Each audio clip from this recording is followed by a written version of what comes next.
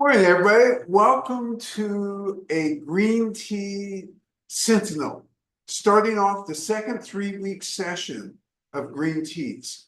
First 3 weeks, we went through a fabulous set of green teas. Lavish, Yellow Mountain Reserve. Last week, Swanky.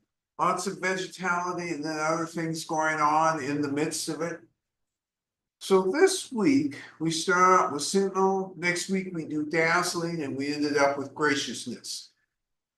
So I think one of the things that we're learning over this green tea section is that there really are definable differences between green teas. Gone are the days of all green tea taste relatively the same. It's just not true. There are some boundaries, and among all the styles, probably those boundaries are relatively narrower, but they're not narrow. There's lots of stuff that goes on within those boundaries, including hints of floralness, hints of fruit, all sorts of unexpected things that most people associate with blended teas. Obviously, nothing here is blended, it's all unblended. So let's talk about, I usually try and lead off with something related to the shop or something that somebody has said in the shop, which gives pause or gives rise to further thought about tea. And one of the things that we heard this week, and I realize perhaps I haven't done a good job of explaining things, relates to procurement of tea. So there is this thought that I heard this week from one of our customers who said, gosh, you go to all these farms and then what? You pick up all the tea and haul it back through customs and bring it into the shop. That's correct, isn't it? The answer is no, that's not correct. We never carry back tea that we're going to end up serving to all of you. Never. Just doesn't happen. First off, it's very inconvenient. Second of all, I think that there is not a good, clear explanation from me about how much tea we actually get in, because we're talking in some years, many hundreds of pounds, some years. But it's always hundreds of pounds all years. Therefore, it's not practical to carry it back. More importantly, it really isn't in adherence with food laws, either in China or here, because China wants to inspect stuff before it leaves. The US would like to inspect stuff, sample inspect, before it comes in. And in order to go through that inspection process, you have to have structure. So what is the structure? The structure isn't us carrying it in and then casually showing it to a customs agent. Hey, you see this tea? It's real tea. No. Instead, most tea that we bring in, we do identify from farms, but it goes through a formal process in tea factories in China, because they know in order to export, there are rules. There are rules about moisture content. There are rules about labeling, all sorts of rules. The farmers don't know those rules, period. And so the result is to imagine, oh, I can just go to China, go to a farm, pick up a pound or two, or 3 or 4, or 30 or 40, and bring it back direct. No, that's not how a formal tea shop works. As a tourist, you could conceivably go to a farm and pick up tea, but it's very unlikely, because what farm would you choose? How would you know what to choose? How would you know how to get there? And even if by accident, somebody took you and said, yeah, let's go to this farm, you're not gonna get it in a properly, generally, you won't get it in a properly pre-labeled bag. And therefore, as you try and transport it, it's a little hard to keep track of. So that's why the rules exist. The other reason rules exist is so that we have uniformity.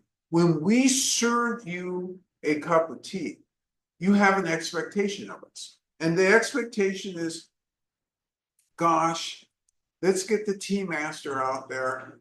She'll make the best of the tea. And that's the expectation. You'll get that every single time. You don't have to worry about, well, I wonder if this batch was any good. You know, they hand carried all this stuff back, so forth. No, doesn't work that way. Buy batches, buy varietal, by unit of purchase. Everything's properly labeled and everything is standardized, and this occurs at the factory level. Again, that doesn't take away our work in the fields, because we need to go to the fields to understand what's really going on with this farm, what's really going on with this farmer. We taste a ton of teas at the fields because they always have stuff prepared for us to sample. In fact, prepared for local population to sample. And local population many times does pick up batches in plastic bags, but that's not how we roll. And again, because we roll related to rules of governance and safety related to the tea, we have to roll in a different way. And we do. And any tea shop which tells you, oh yeah, I bring it back in the plastic bags, woo, you better be a little worried. But you can be a little excited, but you should be more worried than excited. Because why are they skirting the rules of safety for tea? Don't understand that. All right. So that's one thing that I realized from this week talking to a customer. I don't think we've explained, or I haven't explained clearly enough. Let's jump into Sentinel because, oh, and I apologize too. You know, as usual, and these are all the vagaries you have to work with when you have an understudy. And understudy forgot to post this set of tea tastings on the internet until one of you kindly reminded me late in the week, hey, what are we doing again this week? And sure enough, it's not on the website. That was oversight, so to speak. It's on the website now, and I promise I'll be better the second half of the year, because I know every week what we're going to do. The whole rest of your year is planned out. I've just got to get it up there so you can see it. And I've got to get it up there so others who are outside of the club membership have a chance to purchase and participate. So I apologize for that. But it wouldn't be Sophie's cup of tea if the understudy didn't make at least one mistake a week. So this was my one mistake this week, one known mistake at any rate. So we've cleared that up. Now let's talk about Sentinel. Sentinel is a green tea from the Yellow Mountains. Oh, haven't we done Yellow Mountain Reserve? We have done Yellow Mountain Reserve. And so the Yellow Mountains, it's like saying some plant is from the Sierras. The Sierras go from Northern California to Southern California. So where in the Yellow Mountains is a tea coming from? There's lots and lots of different places that a tea can be coming from. And the varietals by area sometimes are the same, sometimes they're not. They're similar, but not the same. So you also have differences in picking times and grades. So let's remind ourselves what the grades are. So you've got gift grade, you have special grade, you have first grade, you have second grade, and you have third grade. When you talk about spring pick, for gift grade and special grade, it's usually a week before the Sweeping the Graves Festival. So Sweeping the Graves is invariably around April 4th or 5th. So we're talking about late March, we get a first pick. Unless like this year when we were up there, the weather was so cold that there were no buds. So when we say there was no initial first pick, that's what we're referring to. We're referring to a time period that is considered the most special, the most delicious gift grade you give to other heads of other countries. I mean, it's really the bomb, so to speak. It's really outstanding tea. But if you have no pick, what's the next spring pick? The next spring pick is around Sweeping the Grapes. So that spring pick is usually reserved for the classification of first grade. A week after that, you get second grade spring pick. But everything, no matter what, is before April 20th. So there are rules about the picking of the tea, and actually it's really the classification of the tea. And the gift grade, the special grade, and the first grade are generally one full bud, many times a little leaf, not always. After that, it can be one bud and one or two leaves. So as you get deeper into the season, you have an increase of a leaf. And the flavor is different. It's most delicate in those early picks, extremely delicate.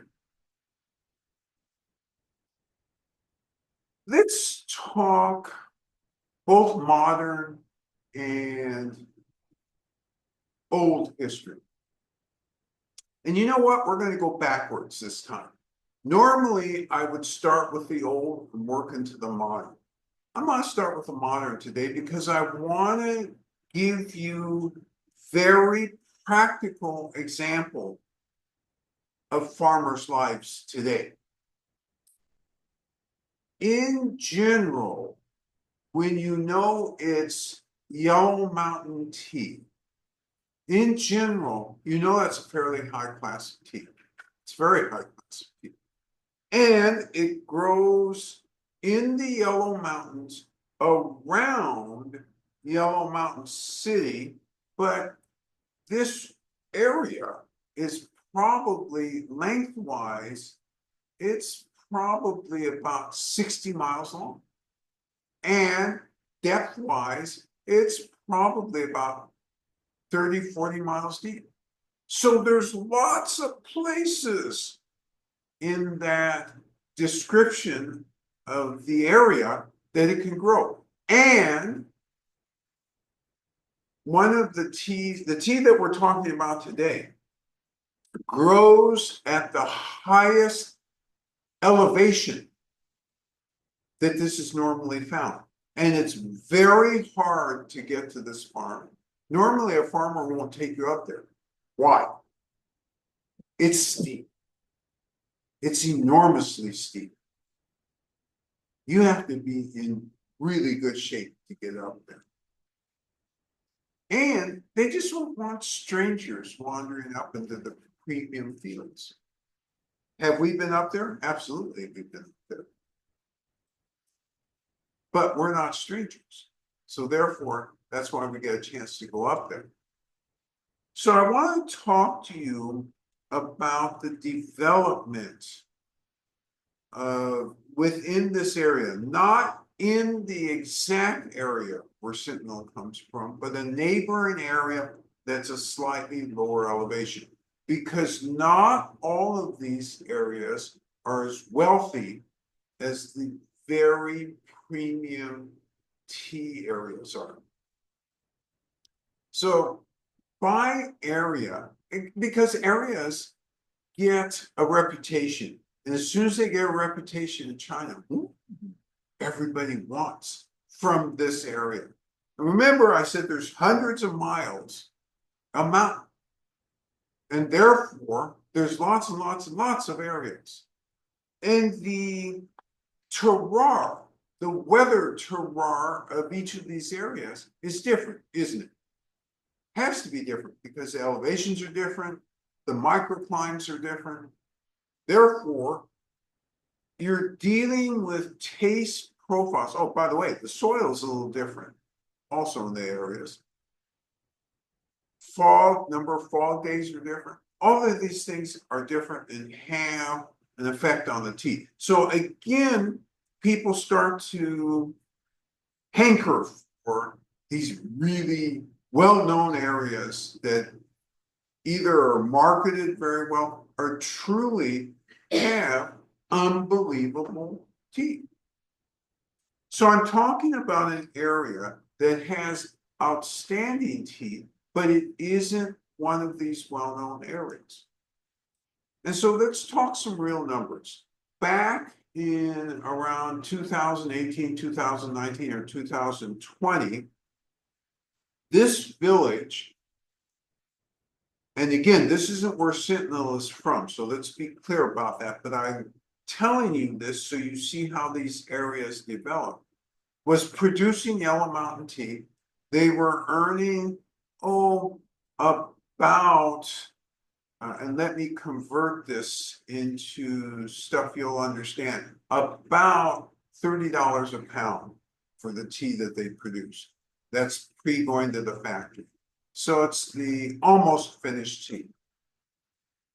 And per unit of land, they were able to produce about 200 pounds. Now, this particular area was outside the park area. So it was outside the World Heritage Site. So in those years, 2018 or so, they were using pesticide in that area. And their yield was 200 units, let's call it 200 pounds for whatever the physical, geographical unit was. And they were using pesticides.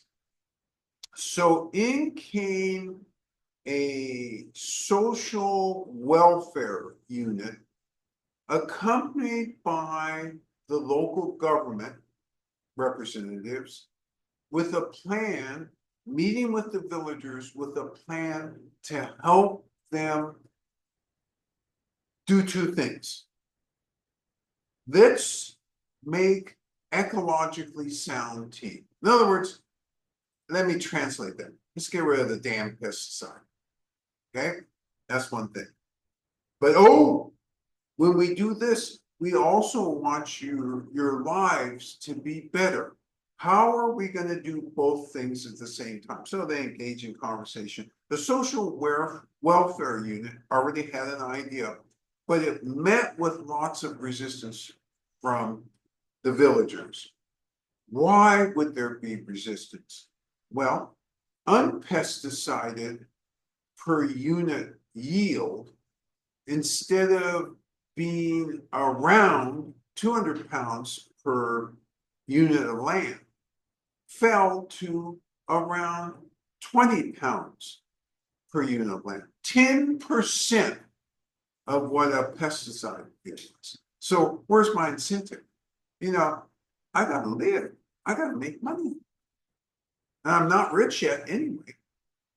And so this is an example of modern history, how all these units work together to bring wealth to a less famous area outside of the World Heritage Site. And so through lots of work with the farmers, lots of explanations, the social welfare unit in conjunction with the local government, proposed a plan, and it was as follows. Okay. We know you can't get by on 40 pounds or 20 pounds per unit of weight. That's unacceptable. But we also know we've got to improve the ecology here. We've got to get rid of the pesticides. How are we going to bridge this gap? And so what they proposed and eventually happened was they proposed housing, and this was housing for, it was like Airbnb housing. It was to build houses that people from the outside could come up to these villages, have a natural experience in the mountains, and pay some money. And so in the beginning, this was done kind of in a free market way. The government assisted with the building of the houses, very rustic. These weren't modern houses, very rustic things. So that and they ever helped with advertising, so outsiders, oh, come have a wildlife experience. And by the way, there's lots of wildlife in this area. Come have a tea experience. Come have a research experience. All sorts of advertising. And so when it first started, you had all the issues that go with a beginning fledgling attempt to turn things around. And the main issue was because of a lack of understanding of real expenses versus perceived expenses.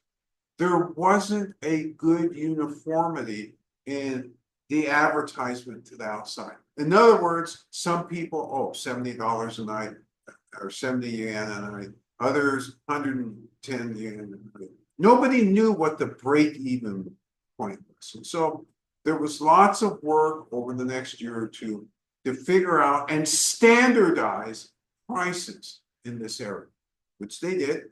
And as soon as they did, peasants started making money off this. In addition, because soon everybody understood, okay, we want you to stop using pesticide. This is the government, this is social welfare unit. Peasants said, I can't afford what I'm making for this, if this is what happens. The government then essentially said, okay, you know what? We're going to set a price that's 50% higher than if you had used pesticides. That's what per unit of land. That's what we're going to pay you, because in addition to that, you're going to have and rent out your houses. That'll be done in a semi-capitalistic way, in the sense that there'll be competition for how you advertise the house, but there's a bottom line for which the house is going to be rented out. You can't go lower than this line. And so very quickly, life for the peasants from a dollars and cents point of view increased by, on average, around $10,000 to $12,000 a year, US dollars a year. That's a big increase. That didn't make them super wealthy, but it made them better off, and it made them go ahead and say, oh my God, why didn't we do this earlier? Yes. Has the cost of housing to the farmers remained stable than as what they're earning on tea may have increased over time?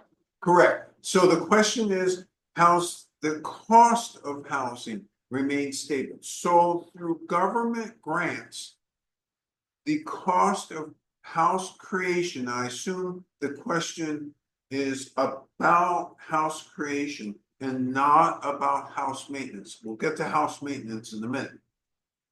House creation is the same. For the peasants, essentially free. House maintenance was up to the peasants, and therefore that's where some competition develops. So, of course, if you maintain a crappy house, yeah, even if you have a bottom line for a price of rental out, that it can't be lower than that, who's going to want to come? Who wants to stay at a house infested with this thing or that? You want to go to the houses where there's good upkeep and where people are friendly and you get your hot water every night the way it's supposed to come, or whatever it is, the amenities that you're supposed to have. And so that's where the competition comes in, not in the creation. Now, obviously, there's a land use question here, but the government really is more involved with that because they have the following consideration. Okay, I'm going to allow houses in this area to be built. Oh, wait a minute, I have to think about it. Are there any species, excuse me, of plant or animal that this would harm? The thinking is now much closer in some ways to Western thinking about, well, let's not harm or let's not wipe out a species and have development in certain places. Let's see if we can mitigate our impact on species. So they're also asking that same question. And they're asking the same question for a very obvious economic reason. And that economic reason is, oh my gosh, we have all these species of monkeys here. If I build houses, this is where the monkeys usually are. And if I drive the monkeys away, people who are hoping to see this varietal of monkey or hoping to see this varietal salamander or hoping to see this varietal snake, they won't see it. Therefore, I got to make sure that the houses are in places where that's not going to impact the local populations. Same with plants. Same with tea plants. Remembering that if you build houses too close to legacy plants, you're going to wreck the legacy plants. No matter how careful you are, something's going to happen and you're going to wreck it. Degrade is what I should say, legacy plants. If it's monoclonal only, that's less important, but it's not unimportant. So all these considerations, and that's why this is an example how the government, the social welfare agency, and the local population have worked to create better economic outcomes, better livelihoods, and have turned around in this particular area this outrush or outflow of population. Now remember, China's under pressure just like every other rural population in Asia. Hey, I'm in the countryside. How many chances for mates do I have? Where can I see modern movies? Where can I go and have fun? Not out here in the fields. I can go up to the township. So I want to move. You know, I'm 16, 17, 18. I got brothers at home. They can, tend the fields, whatever. I want to move. I'm a young person. So there's been this outflow. In this area where they're doing all of this type of work, there's starting to be an inflow. And who's coming? It's young entrepreneurs. What are they coming to do? Some are coming to do research out in the countryside. Some are coming to run hostels, build and run hostels out in the countryside. And a few of them are actually coming, I want to do farming and run hostels. So you have a different approach to incentivizing people to want to be there instead of ordering people. Hey, it's your turn, you go out. No, it's not your turn. Would you like to go out? There's some opportunities here. And by the way, the key to all of this is that the government has provided price supports for ecological, organic farming. And that's made all the difference in the world. So I wanted to point out some of the ways the government is trying to improve life for the local economy.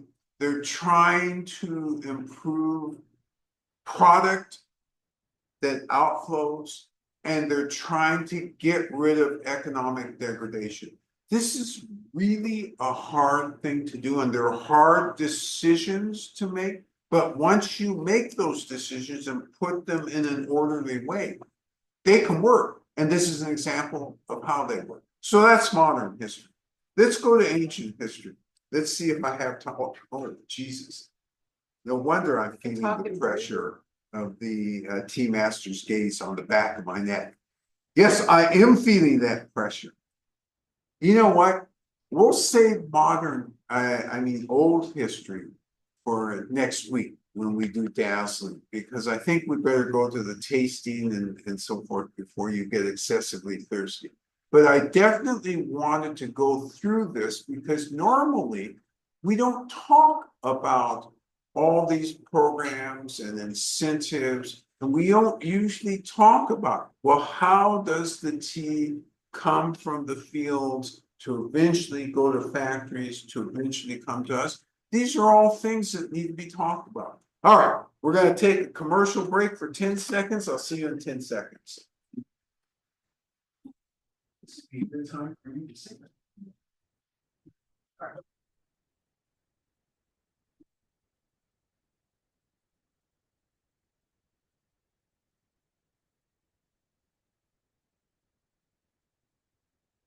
Okay.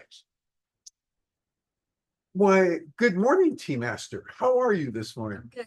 Oh, good. Well, I'm waiting for you. oh, you're waiting for me. What a surprise. Good morning.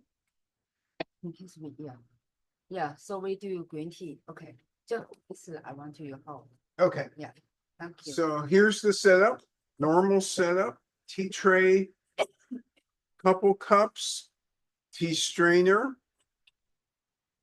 tea toy, and another tea toy. And this is more a feng shui tea toy. That's a tea toy to have fun with. And so as usual, we'll have for this type of tea, 170-degree water, or we'll get it down to that. It's 6 grams per serving, and it's a 3-minute timing.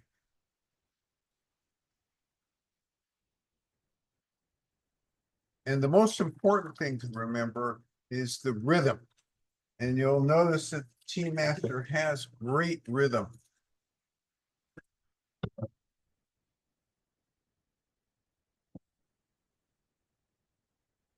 Nothing is in a hurry. All the details are attended to in order to make the best cup of tea. While we're in this preparation mode, Sentinel is in these special fields in the Yellow Mountains. It's at about 2,500 feet above sea level.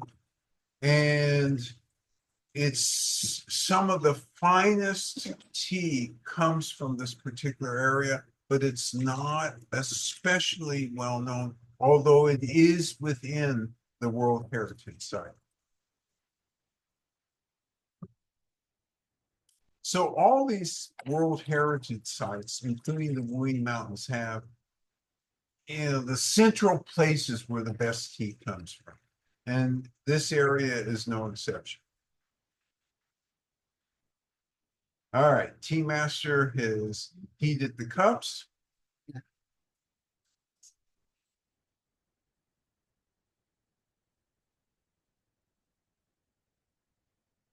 Brings over the tea leaves.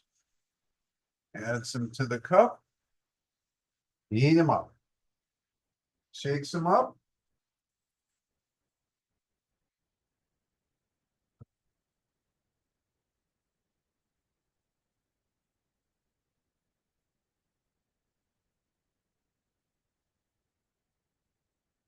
All righty. And the timer is set for 3 minutes.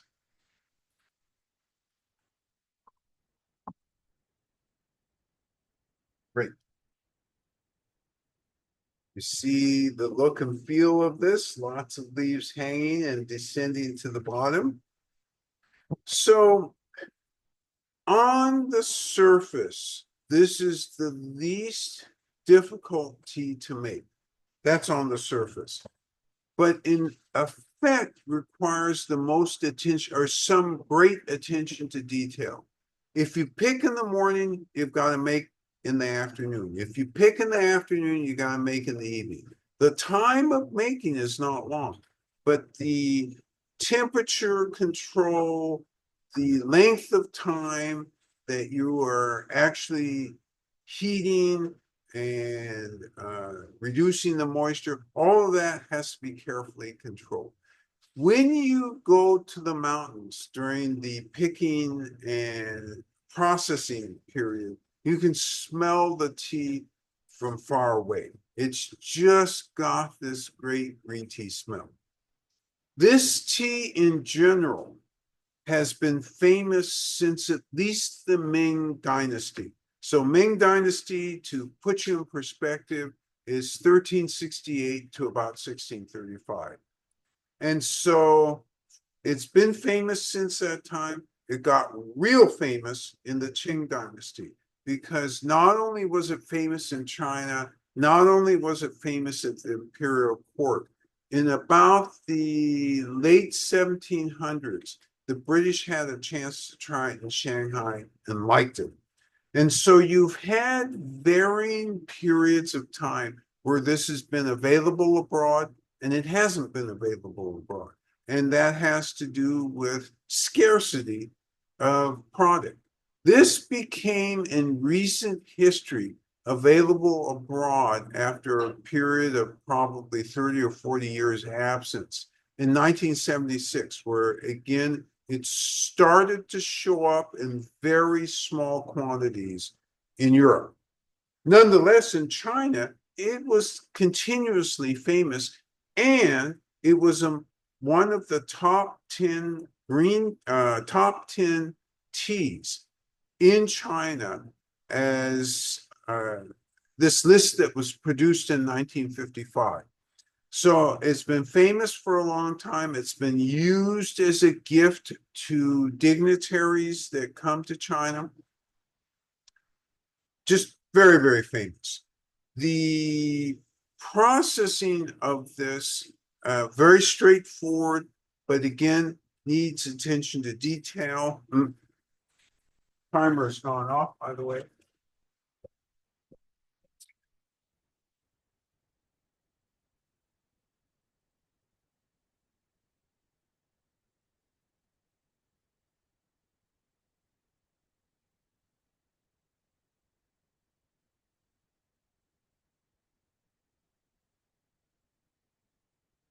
All right. Beautiful light color. I might enter the quality arena here.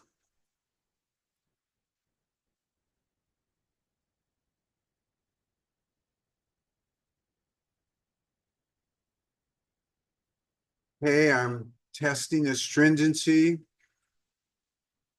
aftertaste. Energetics will come in a minute.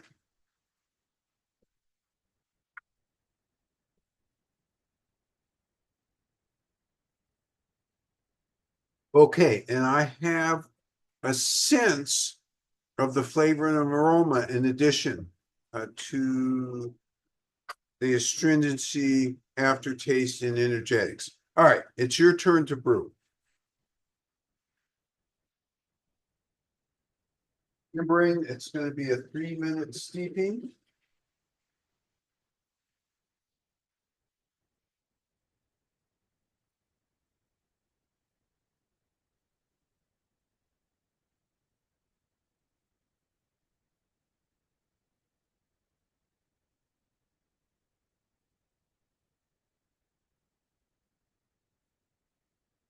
Always preparing the glasses properly, getting the water down to the right temperature, dissipating the steam, aerating the water. These are all the hallmarks of how you handle this tea.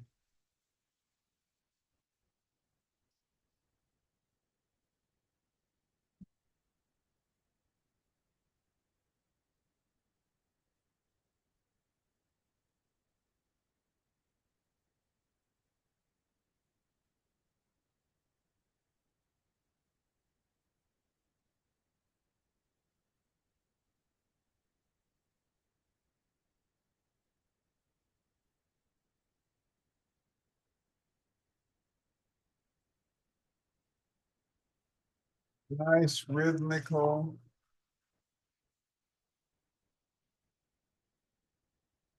Everything with a purpose.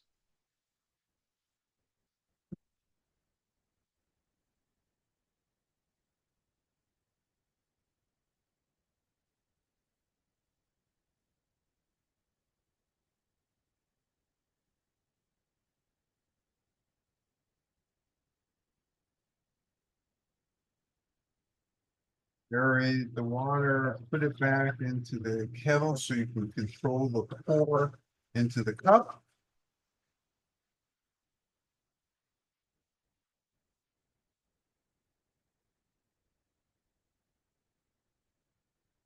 Then you set the time. So I said that this tea has been famous since at least the Ming Dynasty. In the Ming Dynasty, there was plenty of reference in literary material to tea from this area about how good it was. And it was all tied in with how beautiful the Yellow Mountains are. Yellow Mountains, there are a couple sayings in Chinese. One of them has to do with you aren't Chinese until you've actually climbed the Yellow Mountains. And there's a specific point you're supposed to climb to and so forth. So that's one saying. Another saying is because there's 5 sacred mountains, you go to those 5 sacred mountains, there's no other mountain like those mountains. Nonetheless, you go up the Yellow Mountains and they distinguish themselves from those sacred mountains. It's that special. It really is. It's got all these valleys. It's got a huge amount of natural water resources, a huge amount of different animals and plant varietals. During spring pick, when this comes out, tons of flowers blooming all over the place. So you do have in the air all these fragrances. Yes. Some feedback from Mhm. participants. Rob says the warm leaves have round umami scent with hints of malt and a hidden floral sweetness with a sense of chocolate. Rob leads off, and it's so funny that he talks about the hint of floral along with a little sweetness, in addition to some other attributes, because I just got finished saying the fragrance of this area is full during the time that they pick this stuff. And yes, all of that floral and sweetness is picked up. The umami is absolutely on the it's right. It is there. You have that umami and you have a slight bit of maltiness. Good catch. Yes. Jennifer says, so many trichomes. Right word? Yes. Question mark? Lovely light color. Yes. Lots of trichomes. Absolutely. Very beautiful. And yes, trichomes is the right word. Tricomes. And what else? I'm sorry. That's it. Okay. Oh, the color, just the lovely. Oh, the lovely color. Yep. Okay, your timer should have gone off.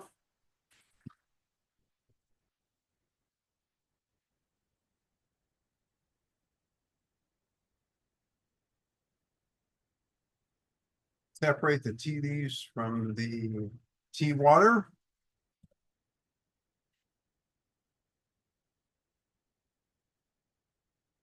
Okay, it's your turn to go ahead and enter the quality arena. So at any rate, poets have talked about this area historically for a long time. It really, though, became famous among tea drinkers in China in the Qing Dynasty because you had a farmer as well as an entrepreneur who actually opened a shop which did yellow tea, not yellow tea, which did uh, tea from the Yellow Mountains. And this helped popularize this tea throughout China, and directly became even more accessible to officials and people in the government, because they suddenly became aware, oh my God, there's some really great tea that's produced in this area.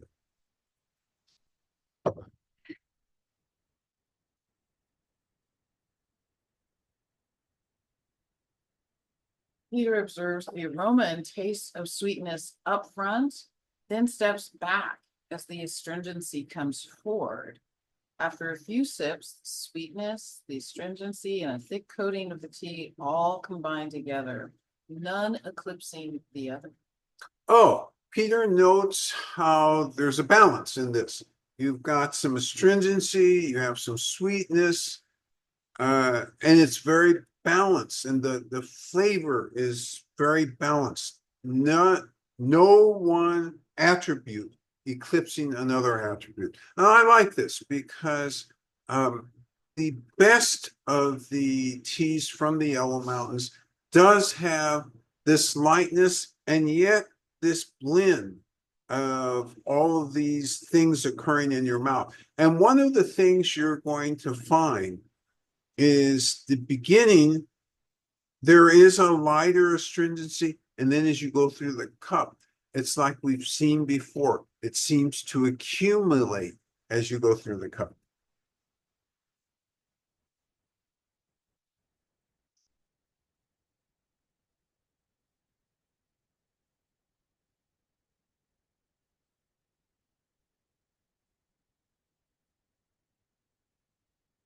So the other thing, just as a random fact, in 2005, 50 grams, so that would be almost 2 ounces. It's short by a bit.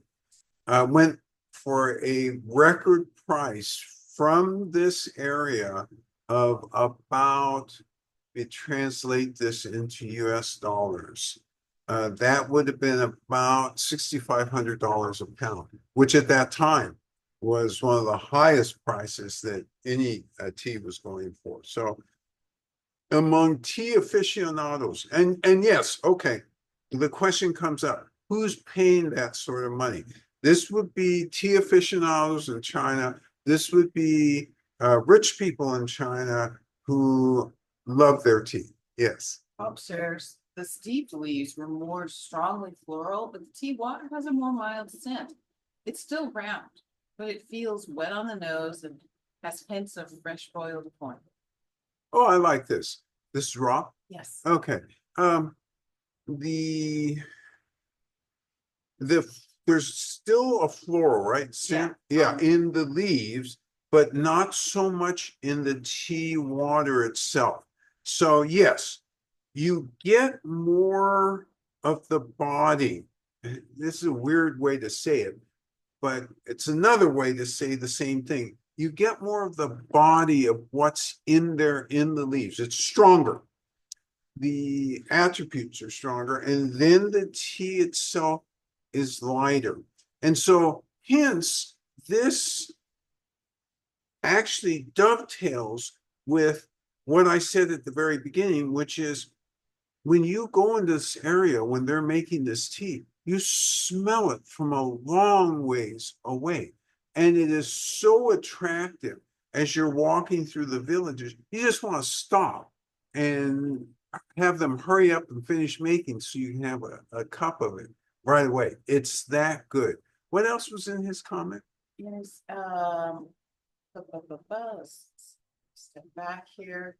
It says it's still round. Oh, round, but that's it right. feels wet on the nose and then those hints of fresh boiled corn. Yeah, hints of fresh boiled corn. I love this. Wet on the nose, and most especially, I like that round.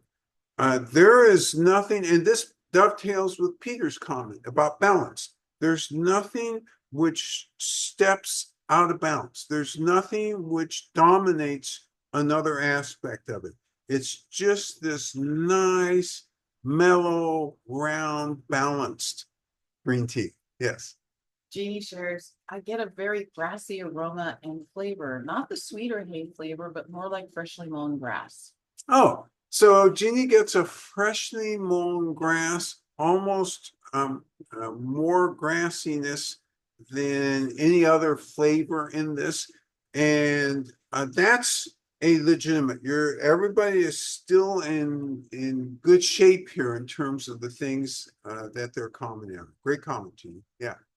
Jen also got a freshly mown lawn scent and also said the scent for me was punchy.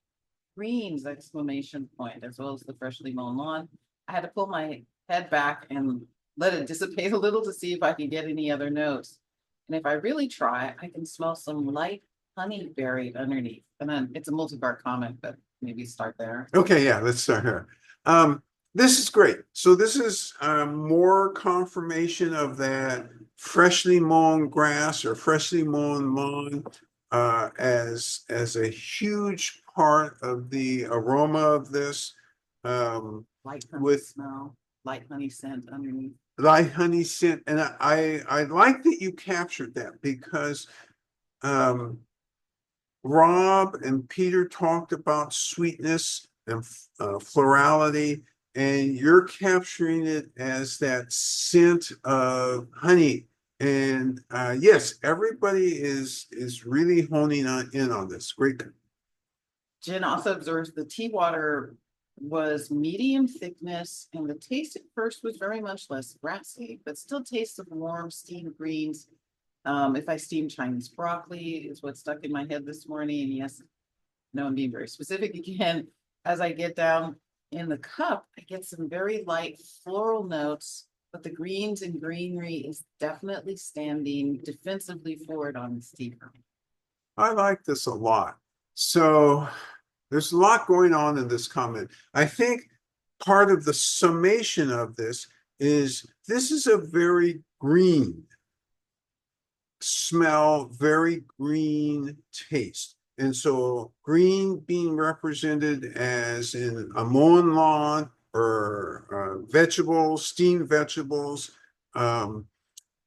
Without doubt, I think maybe you've actually hit upon, and you included the florality. I like the fact that you included that as well, because I get that every time I'm up in those fields. And I think maybe all of you have suddenly made me realize this is one of the reasons I like this so much, because it does have so much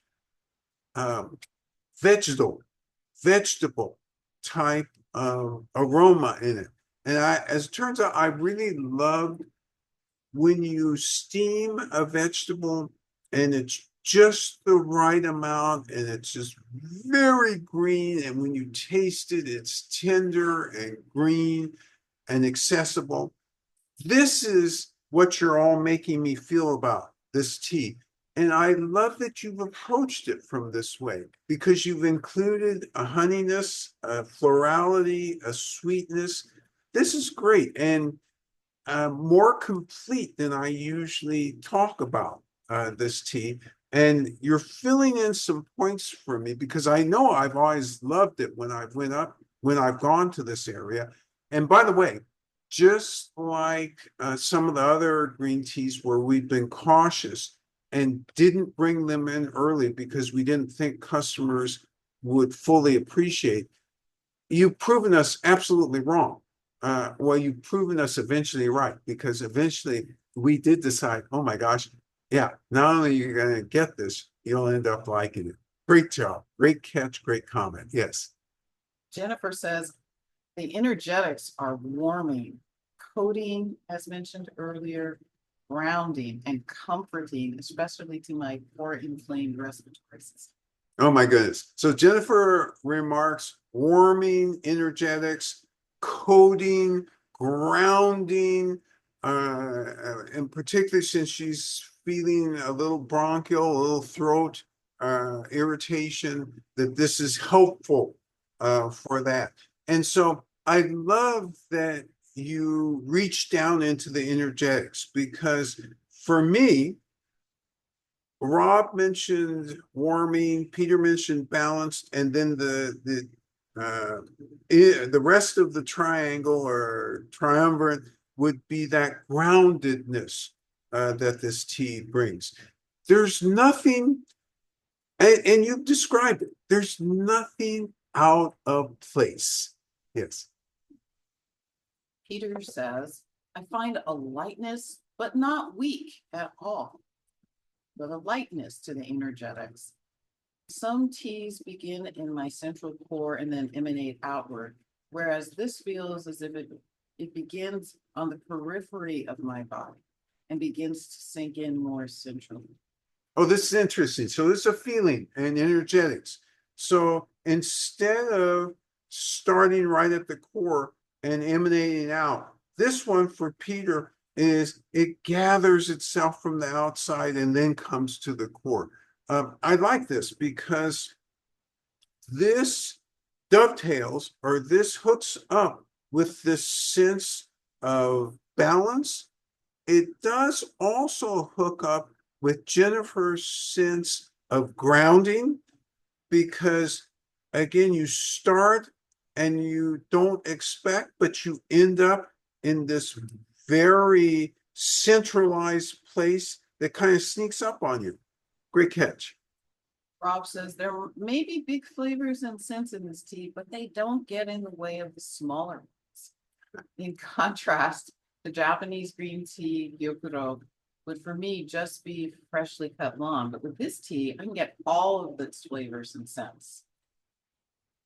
Rob packed, and thank you for this one, especially this one. Rob packed a lot of important concepts in this comment.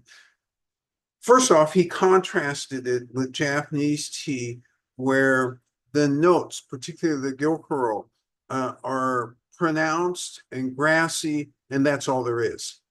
This, he talked about a cornucopia, actually, of flavors and smells coming together and making the whole.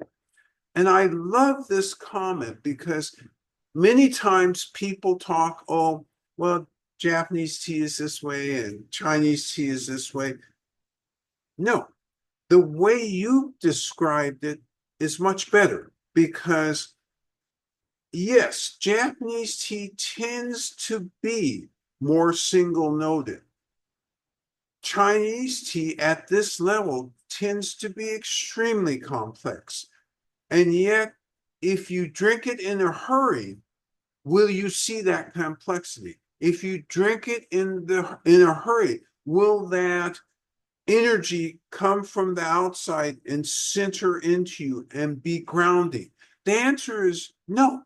You drink quick, you won't get this. You drink present, you get all of this, and it clearly differentiates itself from Japanese teas. Great catch.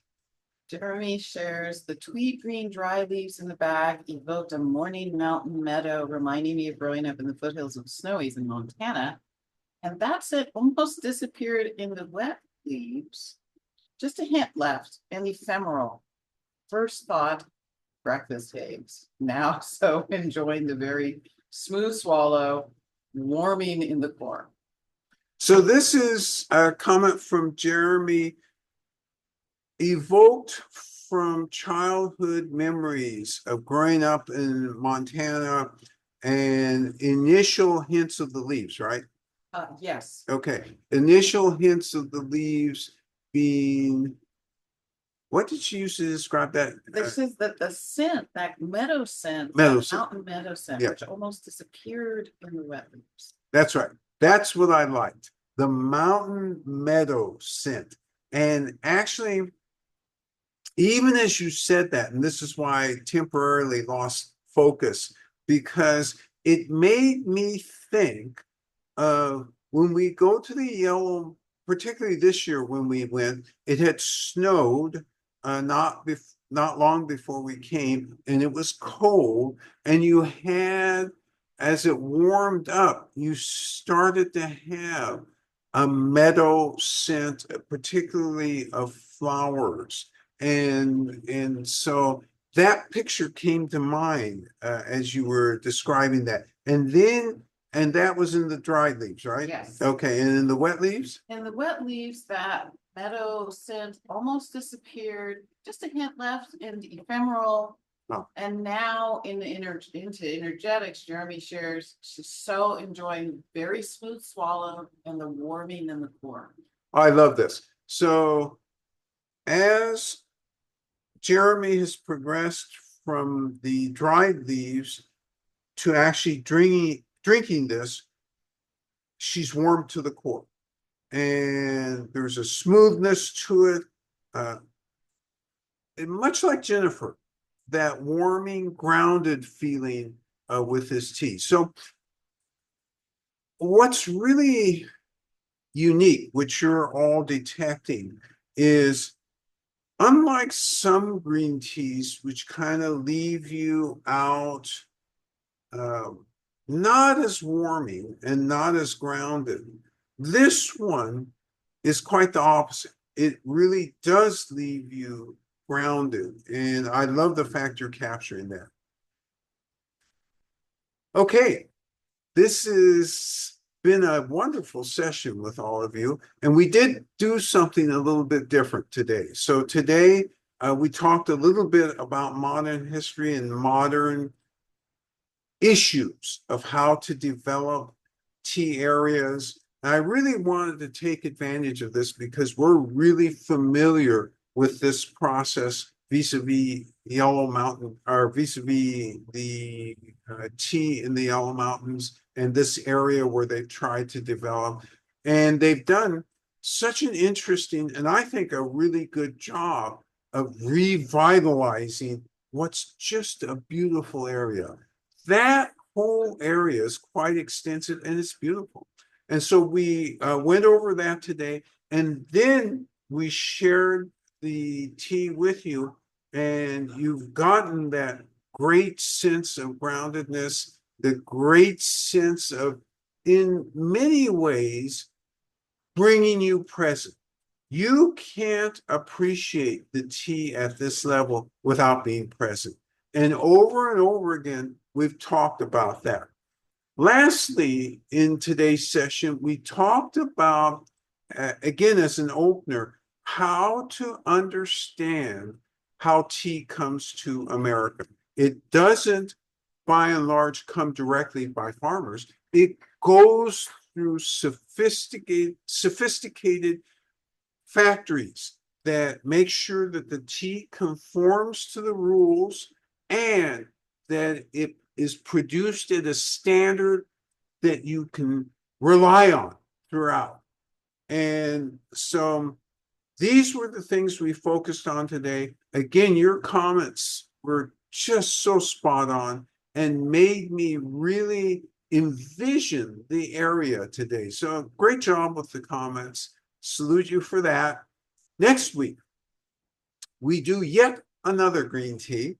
And I love this, and I hope that you're enjoying it as much as I am and taking good notes, because we're, again, providing that scope for green tea that normally you won't get in a shop. So next week we do dazzling. Your responsibilities this week. Stay healthy. We'll see you next week. Take care now. Bye-bye. Bye.